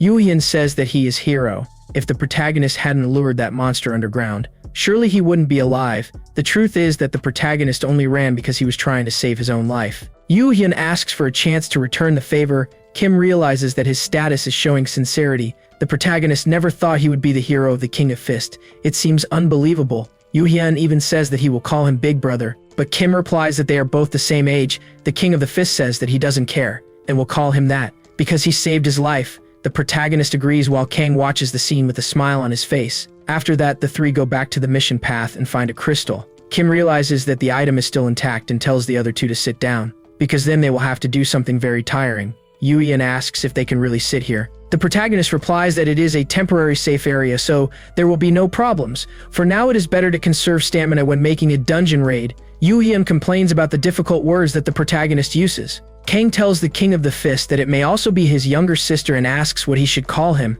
Yoo-hyun replies that he can call it whatever he wants. At first, the protagonist thought he wouldn't get used to being called Appa. Yoo-hyun thought he would get the same nickname, but in fact the girl said she was going to call him Lord Yoo-hyun. The King of the Fist was a little sad with that nickname, but soon changes the subject and asks if that crystal is difficult to pass. Kim replies that the clear crystal is the last challenge of the dungeon, and so there may be some kind of trap. So it's good to prepare, plus there's a problem they need solved before. At that moment, the other group enters the same path as the protagonist. The system notifies the other players of the entry. The safe zone disappears because the number of players is greater than 5. Kim gets up and asks the other 2 to get ready. Seo approaches and asks if they haven't finished that path yet. The guy confesses that he thought it would be quick since they seemed so confident. Seo's aura is noticeable from meters away, and he says that he is disappointed with the group. Kim takes the sword and replies that he was waiting. He knew that the guy would do something like that. Seo also takes the sword and says that he is pathetic. In the next moment, the 2 face each other. Kim blocks the enemy's blade. Seo says that he should have been humble. Now his end will not be so generous. The protagonist asks if the guy really thinks he can't touch him. Seo gets more excited and tries to break through Kim's block, but it is in vain. He complains that the protagonist defends himself and does not attack. The protagonist makes a swing with the sword. It is at this moment that Seo takes advantage of the opening to hit his hand. Red liquid begins to drip into the samurai-terrorist's hand. Kang and Yuhyun scream in concern. Suddenly, they are surrounded by Seo's group. Yuhyun is advised to worry about himself. Suddenly, the guy tries to hit him with the sword. Yuhyun dodges and pulls Kang back. The guy praises his perception and agility, but says that all the people he's ever fought couldn't stand 5 minutes of fighting. The two opponents ask Yuhyun to hand over the girl. Meanwhile, the protagonist focuses on the target. Seo says that they seem to be on the same level when it comes to hunting monsters. But Kim looks like an asshole when he has to fight another player. The system notifies him that the Whispering Demon was amused by the insults that the protagonist received. Kim replies that he actually has a very useful trait against the players. Unlike Seo, who can't even use the shadow ambush, the guy feels offended. He takes the dagger and says that it's better to listen to this because now he can murder him without a burden on his conscience. Kim takes a thermos in his hand and asks if their goal is to take Kang. Seo replies that everyone would come out alive if he had delivered the girl before, but now all he wants is to finish the protagonist. At that moment, the guy shoots with the knife in hand and aiming at the opponent's head. Kim just bends down and uses the thermos against Seo's chest. The guy falls to the ground spitting red liquid. Everyone looks incredulously at the scene. The protagonist pulls out his sword and says that everything that will happen from now on is the result of his actions. The scene changes to an hour before everything happens. Seo's group has just entered the second path, and the boy in the arc asks if he is sure he will enter. Seo replies that he will finish that group and get the child. The goal is to wait for them to finish the first path, but if it takes too long, he will invade and start a duel. It shouldn't be a problem because he thinks the protagonist and his group will be very tired. The guy in the hood thinks Kim is skilled, but Seo disagrees because he fought very badly against those yaks. The real danger is the King of the Fist, so he orders the team to attack Yuhyun while he's going to attack the protagonist. The scene returns to the current moment. Seo manages to get up and realizes that Kim's status has changed. Now his fighting style seems much superior. Meanwhile, Yuhyun faces two opponents. The first tries to attack him with the sword stealthily, but Kang blocks the attack with a platinum shield. Surprising the other two, she yells at the King of the Fist to act soon and he agrees. Then he uses the power of the fist skill and hits Bying in the chest. The opponent is thrown away and the guy in the hood says he doesn't have time to worry about that guy, so he gives the order for the archer to shoot the protagonist. The man obeys and sends an arrow. Kim soon feels the trajectory of the attacks and blocks the arrow with the blade of the sword. Seo can't believe what he sees and the archer is surprised. It turns out that the protagonist already knew the Jang archer. He is the main member when it comes to surprise attack, but he still needs the others to protect himself. At that moment, Yuhyun appears behind the archer, and he turns scared. The King of the Fist refers to him as scum. The archer starts yelling at him not to get close and asks Seo for help. Meanwhile, Byung remains on the ground after the attack he suffered from Yuhyun. Seo looks at the defeated man and asks how things could end like this. He was sure that his group would win, but now the guy he thought would have at most level 15 showed that he really was skilled. Seo thinks that at this moment the protagonist can even surpass Yuhyun. He takes a deep breath, telling himself that he must calm down. After all, Kim still doesn't know about his abilities. Maybe this is a perfect time to test them. If he feels confident when suddenly the protagonist opens the thermos and throws water on him. The guy looks incredulous, trying to understand what this attack is. He starts asking if Kim is mocking him. The protagonist calmly replies no and advises him to look around. Suddenly the wall breaks and a bee comes out of it. At that moment, everyone is surprised by a swarm of bees. Seo's allies try to destroy the monsters. Bying finally regains consciousness after the blow he took. At the same moment, he is attacked by the giant bee. Seo is surrounded by the monsters. This happened because there was honey in that water that the protagonist threw at him. The attack of the honeybees was an event that the boy already expected because of his past life. These little monsters are very difficult to deal with. When they are alone, their levels are not high, but usually they only walk in groups. If there is no fire mage in the group, it is better to avoid them. There is only one strategy to pass unscathed from this monster. Kim yells for his allies to lie down on the ground. Kang and Yuhyun obey immediately. The bees do not recognize low targets as a threat. They attack Seo, who is still standing. The agony of the venom of a single bee is an immeasurable pain. Seo has been covered by an entire group. The protagonist just looks. Sometime later, the monsters leave. Kim checks the state of Seo. In the end, this was the result of what the player tried to do to other people. It is only the consequence of his actions. The system recognizes that a player passed away during the cleaning of the dungeon. Thanks to this, the protagonist forcibly awakened the skill eye for an eye and tooth for a tooth. This skill is activated when the user receives a predictable attack. If it remains passive after receiving an attack, all buffs will have an effect as debuffs. The protagonist is surprised to gain one more innate skill. He already has the Eye of Perception, so he didn't imagine that he could gain another. The downside of the eye for an eye and a tooth for a tooth is that this skill requires a mandatory counterattack. It was a relatively common skill in the past. In fact, it was one of the most famous. Suddenly the protagonist has a flashback to the past, but Yuyan interrupts his thoughts and says that he shouldn't blame himself for what happened. This is the fate of bad people. Kim looks back and notices the worried look of the two. They think that the protagonist is sad about the passing of that damn group. Kim replies that it's okay. He knows that in the end it would be them or the CU group. That's why he doesn't regret it. It's better to be the killer than the victim. The system notifies you that the lady on the scale understands your feelings. The protagonist notes that Kang and Yuyan's status are one of trust and respect. He is happy with the good emotions. He was probably the most restless of the group during the fight. After resolving the situation, it was time to finish the dungeon. Kim gets close to the crystal and a purple light breaks from the item. The system says that the Seoul Station crystal does not receive intruders. The Eye of Perception notifies the danger ahead. Players are pushed back and the protagonist asks his allies to step aside. Kang asks what he is going to do. Kim replies that he has to face it, but she shouldn't worry. The protagonist calls the inventory and uses the glove to catch the bee's stinger, then covers his face against the crystal gas. Kim specially chose Mandra's gloves as a reward because of his resistance to poisons. Even if it is weak, it is of great help. Now he needs to destroy that crystal before the poison spreads too much. The smoke starts to get denser, and the protagonist loses his sense of direction. He can't see anything ahead. The system warns that the poison in the crystal is consuming his body. The protagonist reaches the limit and can no longer hold his breath. He looks around and no longer finds the crystal. Kim gets close enough and realizes that it is in front of him, so he uses the bee stinger against the item. Meanwhile, Yuyan notices the smoke getting worse and says that he does not understand why Kim is so close to that thing. The protagonist uses his own hands to neutralize the poison. The light begins to diminish, and a few minutes later the poison runs out. Kim breathes a sigh of relief. Yuyan notices the bruises on the protagonist's body. The crystal has finally been acquired. This means that the dungeon is almost finished. The Whispering Demon was not happy with this ending. The protagonist drinks the healing potion and Yuyan asks how he did it. Kim replies that he only used the bee's stinger to neutralize the venom. Yuyan questions how he knew it was going to work. The protagonist says he saw something about it in the item's description. The King of the Fist is shocked by his intelligence. In fact, the protagonist copied the strategy created by the great explorer named Jackson. Yuyan and Kang are amazed. The protagonist says that they need to complete the other path, yet the group is watched by Sena. Kim's behavior is very suspicious for her. The administrator remembers that he didn't use the bees from the attack event just to get rid of CO. He did it because he wanted to collect the stinger and use it as neutralization. The strategy was so clean that Sena doesn't even have to waste time explaining it on the stream. The Guardians already get it. The protagonist enters the second forked path and does the same with the crystal. The Seoul Station dungeon has finally been finished. Sena appears and says she will proceed with the rewards. Kim assumes that there must be something special for her to do it personally. Sena confirms. A status bonus point will be distributed to the party members who finish the dungeon. Kim will be able to collect an item for his strategy. The protagonist looks at the options in front of him.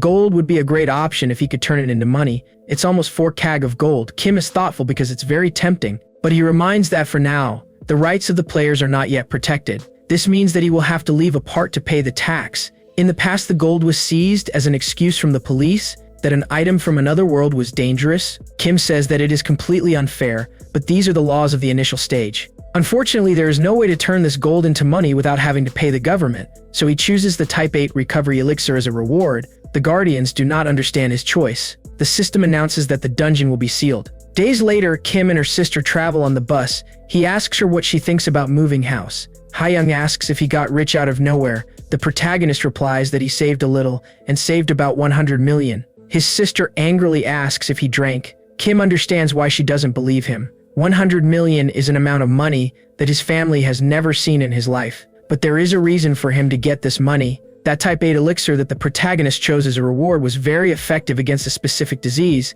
In the original timeline, it was Seo who got this elixir and sold it to a very rich man who had a disease. The elixir was able to cure him. In return, Seo received 1 billion won, or protagonist thought he could do the same and sought out the buyer. The exchange was a success, and Kim managed to create a connection with a billionaire of extreme influence. At that moment, Hayoung looks surprised at the news that appeared on her phone. Kim asks what she saw and the girl shows the picture of CEO Song Kyung. Hayoung is impressed because this guy had lost all his hair. She even says that the wig looks too realistic. Kim laughs at her. He personally witnessed the CEO's hair grow after taking the elixir. The disease Kyung had was baldness. Basically, that elixir was used to grow hair. CEO Kyung saw potential in it, so Kim received 100,000 in cash and an apartment In addition, Kyung agreed to help with the necessary procedures for Kang's adoption. The girl lost her family during the tutorial and had nowhere to stay. Then the protagonist's mother said she wanted Kang to live with them. Kim believes that the girl will be happy with the idea. He tells Hyung that he actually bought a house and now his family will live in a more comfortable place. The girl still doesn't believe it. Suddenly, while they are talking, a portal appears in the middle of the city. The protagonist doesn't realize it at first and keeps saying that he intends to take them to dinner today. Meanwhile, the girl is paralyzed in front of the portal. Kim finally realizes that something is wrong and looks at the crack. He is surprised because it hasn't been long since the Seoul Station dungeon opened. The boy didn't expect another rift to appear so fast. He also recognizes the girl who is standing in front of the portal. That is Shin Yeon-seo. Kim quickly presses the button and the driver stops. He warns Hyung that he will get off right here. The sister tries to say that it is far for him to walk. From what the protagonist remembers, there is only one portal that appeared in the Hongjiedong area in the past life. It was known as the first dungeon that the Sword Empress cleared. The Sword Empress is Shin Yeon-seo, and she became famous as the first strongest PEF player who appeared. The protagonist approaches and she looks surprised, asking who he is.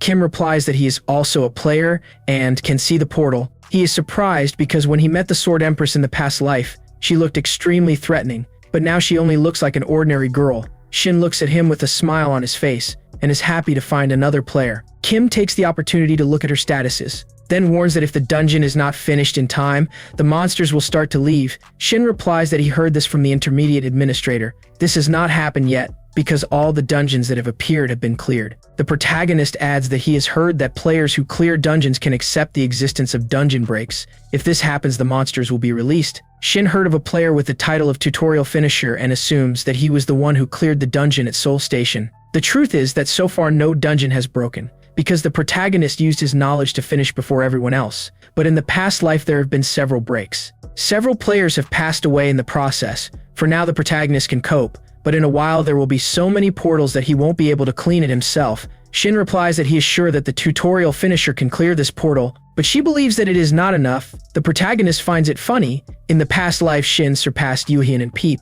Kim gives her reassurance saying that they can form a group. The girl asks what his level is, and the protagonist replies that it is 19. Shin replies that he is also at level 19 and confesses that he thought he was the only one. She sends an invitation to Kim, and now they are part of the same group. At that moment, the girl calls him Appa. The protagonist is incredulous and replies that he is 20 years old. The girl is surprised because she thought he was older, but they both have the same age. Kim mentally says that he is 30 years old, but that body is still 20. Shin hits his arm and says that they will come out alive. They both enter the portal of light. The protagonist did not think he would enter this portal so soon, but he could not miss the chance to visit the portal that the Empress of the Sword finished by herself after the tutorial. On the other hand, Hyung got off the bus looking for the protagonist. She didn't see him and couldn't even see the portal. The scene changes into the rift. Kim thinks it shouldn't be so difficult because the Empress of the Sword finished this place by herself. The system warns that the monsters appeared. This time the monsters were level 20 rabbits. Shin takes the sword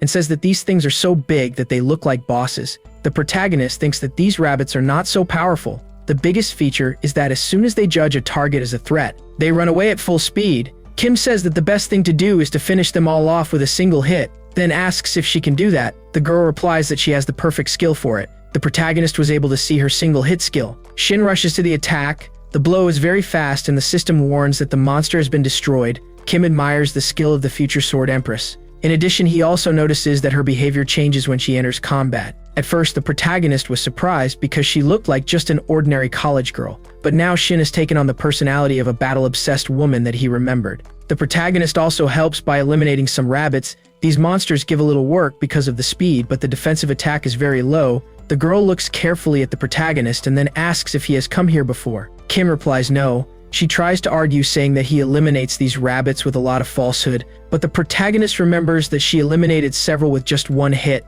The girl has nothing to answer. She asks her name and Kim introduces herself. The girl confesses that she wanted to ask something. She realized that the protagonist seemed to know a lot about dungeon, and now that she saw him eliminating these rabbits, she was in doubt. So she asks how he has so much knowledge. Kim acquired a lot of knowledge about this subject in the past life, but he only answers that he learned it during his studies. Shin does not believe it. It seems that the Guardians liked his answer. Suddenly more rabbits appear and the protagonist decides to talk after he clears this place. He is particularly interested in an item that can fall and be of great help to players between levels 30 and 40. Kim decides to hunt until he falls out of one of these rabbits. Sena watches carefully. Suddenly a voice says that this player is very interesting and asks affectionately if Sena is transmitting him. This is Shin's intermediate administrator. Her name is Ro. She suggests looking at the protagonist's statuses, because she is sure that no player should follow Shin's level. Ro tries to access the statuses and is denied access. Sena says that the boy modified access to his personal information and even removed his name from the player's ranking board.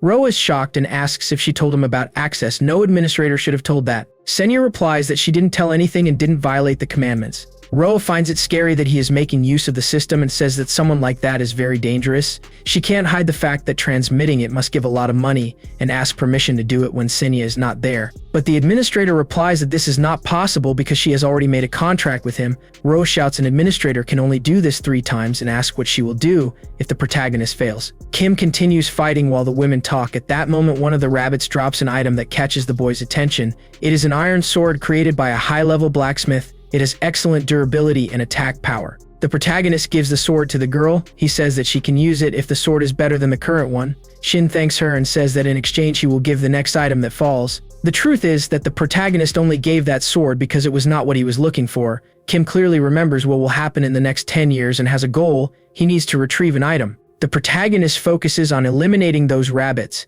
Suddenly a golden item falls, and he immediately picks it up. It is a ring of Legolas, an item created by Topaz's refinement that holds a mysterious power, an HP absorption ring. At that moment, the completion crystal appears. This happens when they eliminate enough rabbits. But the protagonist doesn't think about stopping now. He wants to stock up on as many rings as possible. Kim keeps attacking while saying that she still needs 9 rings for the other fingers. Shin didn't expect to find another player who fought at the same speed as her. For some reason, the girl can't help but feel like this guy has been here before, mainly because of its accurate information. A few hours later, the system warns that the rabbits have run out. Shin looks for the exit. The protagonist asks her to follow him. The girl walks behind him and says that it is very dark. Suddenly, a noise echoes. The system warns that the completion crystal has been forcibly destroyed. Kim is happy. Unlike dungeons, portals cannot be accessed again after being closed. In all, he managed to gather 8 HP absorption rings. It seems that the Guardians did not like his attitude very much and stopped watching the broadcast.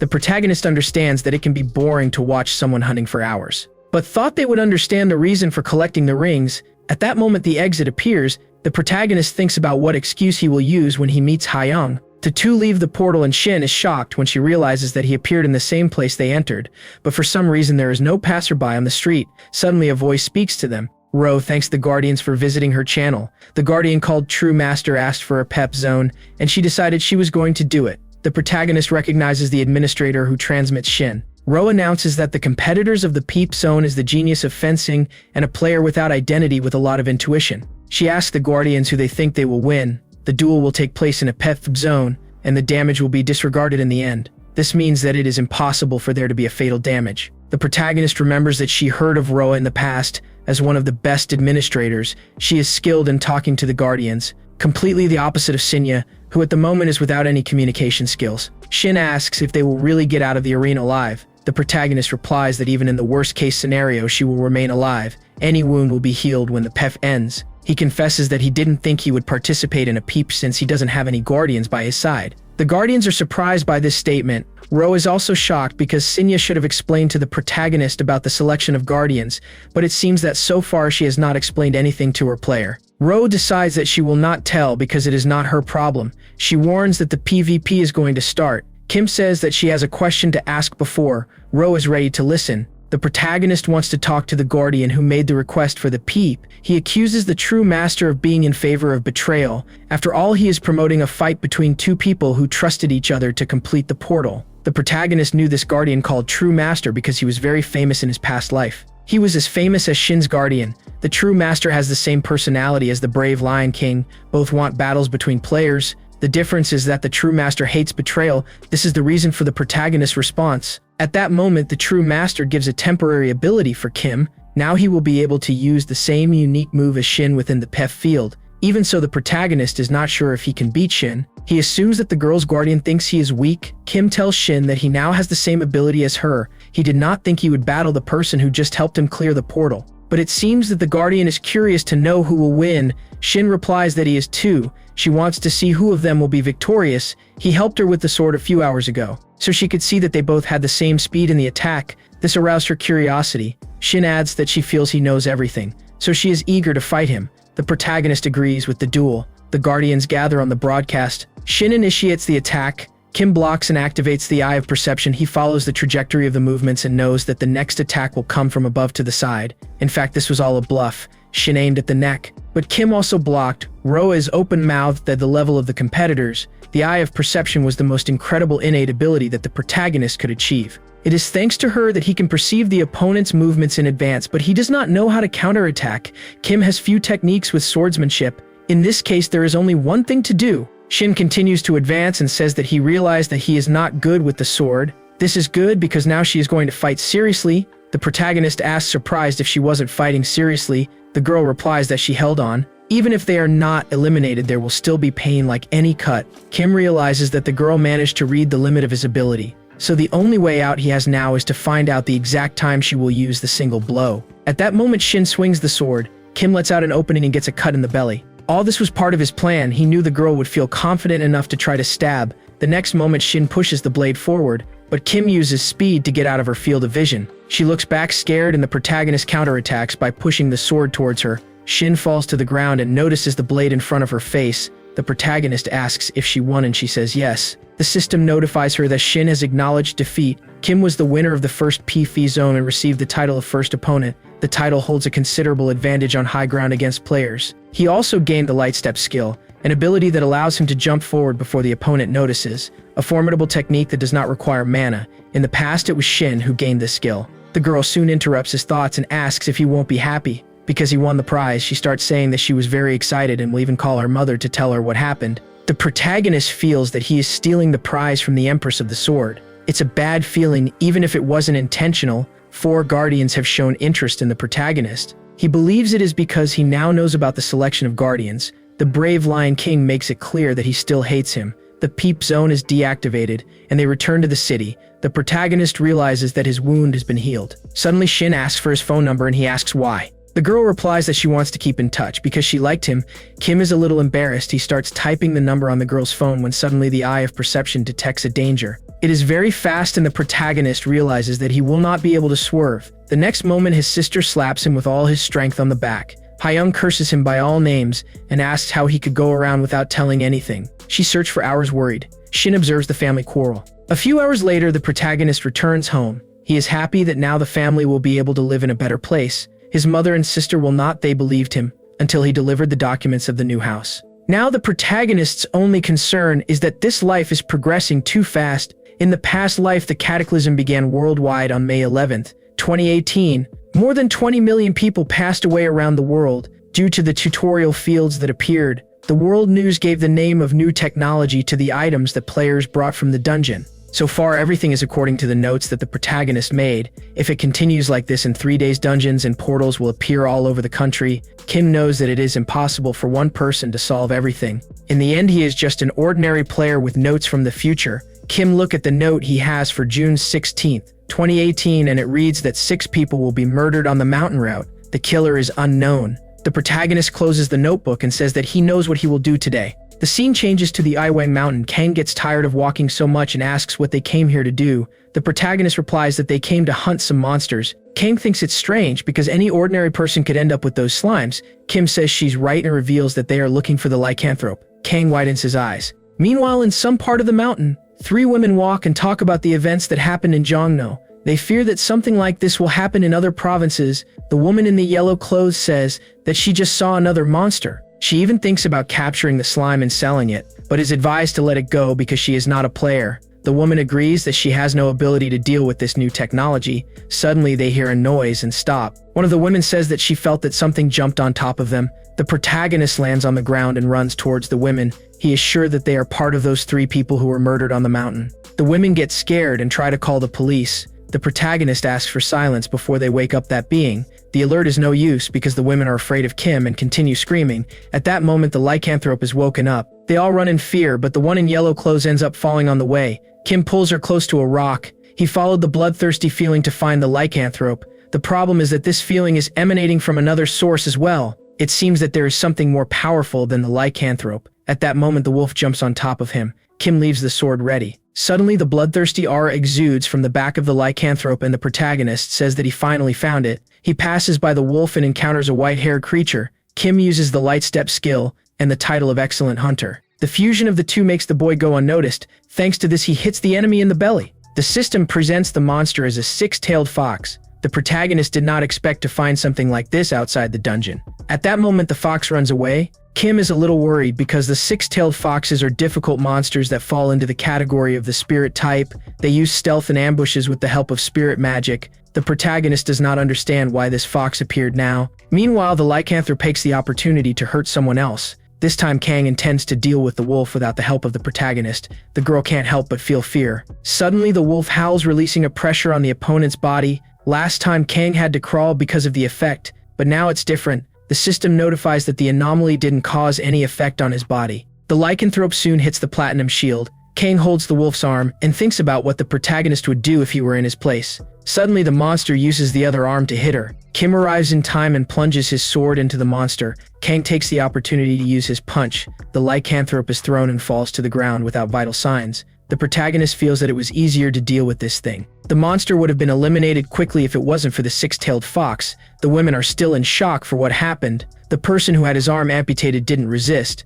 In the past, the government was successful in eliminating the lycanthrope, but they didn't find out that the real threat was the six-tailed fox, so they announced that they successfully eliminated the killer. In this life, the protagonist managed to find the real culprit. The fox was hurt, and even if he is skilled, he doesn't go that far. Suddenly, he hears a noise. That woman in yellow clothes who was dragged by the fox screams for help. The protagonist runs towards the voice. He remembers too late that the fox needs human flesh to regenerate the wound he just received. Kim arrives at the last second, and the monster jumps back. The woman who was fleeing was wounded in the stomach by the fox. The protagonist looks at the monster in front and realizes that it is a doppelganger. If it were the real one, this woman would not be alive. Kim gets angry, wondering where the real body is. The Eye of Perception is activated, and it doesn't take long to discover the location of the six-tailed fox. The protagonist uses the ability to his advantage and understands that the monster is trying to camouflage himself, but to capture the real body, he has to pretend he doesn't know about the clone. The protagonist then asks Kang to use the ability to taunt. The girl obeys and the clone does not suffer the effects. The girl wonders what is wrong.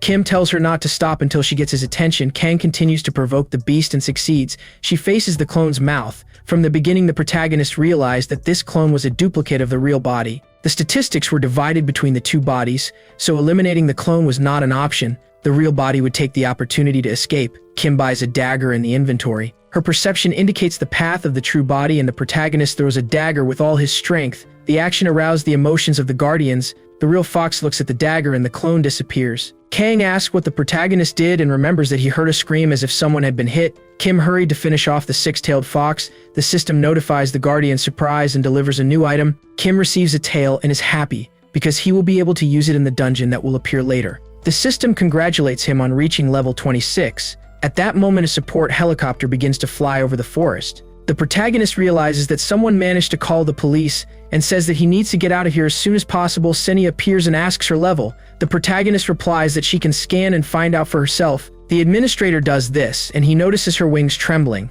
Suddenly, he is informed that he received a pause. Sena says it was a gift from the Lady of the Scale. There are some warnings that the Guardians want him to see. At that moment, several interfaces appear in front of the protagonist. For some reason, the Guardian who hates him the most sent good things to him and became friendly. Kim does not understand what happened to the brave Lion King. The next gift is from the Lady of the Scales and the Whispering Demon. Although they have the different behavior, they both gave the Sword of Eden, which is a rarely acquired item, and the Devil Fruit, a consumable that increases the player's growth in exchange for changing their alignment with evil, finally has an attractive offer from the True Master. He wants to pass the Celestial Demonic Art to the protagonist. Kim doesn't understand why he would receive something like this. He takes a look at other warnings and realizes that the Watcher did nothing but observe. The protagonist also received other insignificant proposals, probably because the Guardians want to be chosen when he reaches level 30. They want to show that they can afford gifts like these. This explains why Sina is shaking. She wanted to inform about her first breakthrough when she reached level 25. The protagonist assumes that the Guardians are pressuring Sina to know what level he is at. Unfortunately, the administrator can't talk normally. She just keeps trembling all the time. Kim calls Sena and asks if she's in a difficult situation because of the announcement just now. The girl plays dumb, but the protagonist says she won't be able to work with the Guardians if it continues like this. The administrator gets angry and asks him what he wants. Kim asks for 3,000 coins. The girl suggests 2,000, but the protagonist says that she is not in a position to negotiate. If she continues in this way, she will have to deal with the guardians alone. Sena offers 2,700 coins. The protagonist threatens to leave. After much discussion, the girl agrees to send 3,000 coins. Kim asks for the contract to sign. A little later, Kim and Kang are in the car on their way home. The protagonist receives a call and is surprised. Shin says that she read the article about the attack on the mountain. She knows that he was the one who saved her mother, so she thanks him and says that she will do everything he wants. The protagonist wonders if she is aware of the danger of these words. He says he was going to call her because he wants to make a wish. Shin gets anxious. The protagonist invites her on a trip and she asks the destination, but he only replies that it is a little far. The next day, the protagonist gathers all his friends and warns that he wants to travel with them tomorrow to Japan, adding that he needs help to clear the portal that will appear in Osaka. Shin asks if it is a portal like the one they entered the other day. Kim replies yes, but there is no way to know what kind of thing will be inside. In addition, portals can also break like dungeons, and people will be injured. The protagonist explains that the portal can open so fast that he doesn't know if he will be able to finish. If that happens, the monsters will come out and attack people. What the boy plans to do is reduce the damage just like he did on the mountain. Kim makes it clear that this is just an invitation they can refuse, but if they decide to go, he will bear all the costs and the ticket. It is only necessary that they take their passport and clothes to the airport tomorrow. Shin says that she thought she would be invited for a trip. She takes a deep breath and asks how he knows about the portal. Kim lies, saying that he can see the future through dreams. Shin doesn't take it seriously, but the protagonist says it's true. This world is going crazy and many things can happen, even premonition. He says that it's okay if the group doesn't believe it, and adds that he will travel even if he is alone. Shin thinks for a while and decides that he will accompany him. She says that she will face it as a date. Yuian says that she will not let her brother go alone. Kang asks what should she do. The protagonist replies that he will take care of all the documents if she wants to go, but the girl should not feel pressured. Kang shouts that he wants to go. The protagonist is happy, because he thought that one of them would refuse.